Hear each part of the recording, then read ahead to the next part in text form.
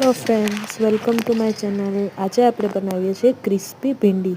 જુઓ, મેં ભીંડીમાં ચણાનો લોટ નાખી દીધો છે, હળદર, મરચું બધું આપણે સરસ રીતે મિક્સ કરી લેશું। તમે તમારી રીતે ગરમ મસાલો, મીઠું બી એડ કરી શકો છો। તેલ ગરમ થઈ ગયું છે, એમાં હું તળી લઈશ મિક્સ કરેલી ભીંડી। જો આપણી ભીંડી તળાઈ ગઈ છે। આપણે તમે એમ જ બી ખાઈ શકો, પણ એમાં એક નાનો એવો લસણનો તડકો લગાડી દઈએ આપણે।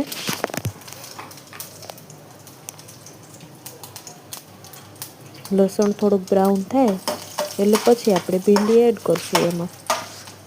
તમે જોઈ શકો છો આપણી ભીંડી કેટલી ક્રિસ્પી ને ટેસ્ટી દેખાય છે।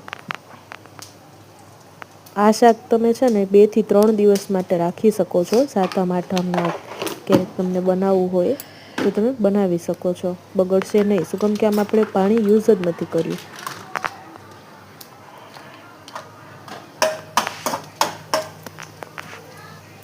બસ તમે જોઈ શકો છો, આપણે એમાં એડ કરી દઈશું થોડું શું આપણે ઉપર